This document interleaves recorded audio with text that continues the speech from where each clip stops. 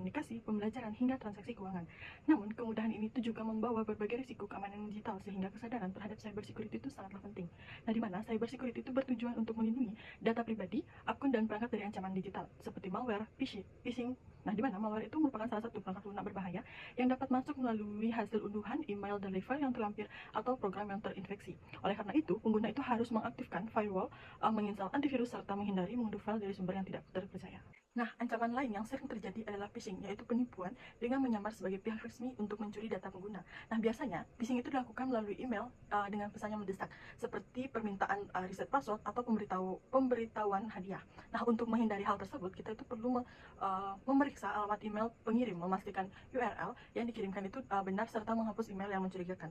Nah, di mana keamanan akun juga bergantung pada penggunaan password yang kuat, di mana password sebaik itu menggunakan kombinasi huruf, angka, ataupun simbol, serta tidak menggunakan data pribadi. Nah, selain itu juga penggunaan perangkat pribadi seperti handphone dan verifikasi dua langkah itu dapat meningkatkan keamanan akun.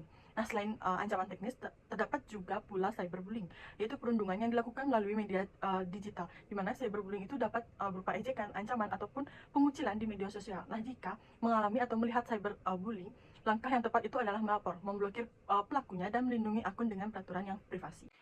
Nah, selain terdapat aspek teknis, keamanan digital juga berkaitan dengan etika dan perilaku pengguna. Nah, di mana dalam mengirim pesan ataupun komentar saat sedang marah dapat menimbulkan konflik dan dampak jangka panjang. Karena dalam media sosial itu, jejak digital itu sangat sulit dihapus, di mana penggunaan internet itu harus berpikir sebelum membagikan informasi atau berinteraksi secara online agar tidak merugikan diri sendiri ataupun orang lain.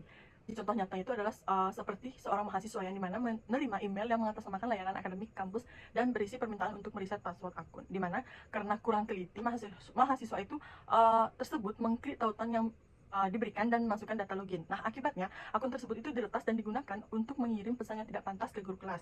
Nah, hal ini juga menyebabkan mahasiswa itu mengalami tekanan sosial dan menjadi bahan ejekan di media sosial. Nah, di mana kasus ini tuh sering kita temui, dan kasus ini tuh menunjukkan bahwa kurangnya kewaspadaan terhadap phishing dapat berujung pada pelanggaran keamanan data dan cyberbullying. Dari materi yang kita bahas, di mana dapat disimpulkan bahwa cyberbullying itu bukan hanya tanggung jawab teknologi, tetapi juga tanggung jawab setiap individu, di mana dengan memahami ancaman seperti malware, phishing, pentingnya password yang kuat, dan dampak cyberbullying, kita juga dapat menjadi pengguna digital yang lebih aman dan bertanggung jawab. Nah, di mana kesadaran dalam kebijakan sikap bijak dalam menggunakan teknologi itu dapat membantu menciptakan lingkungan digital yang aman, sehat, dan saling menghormati.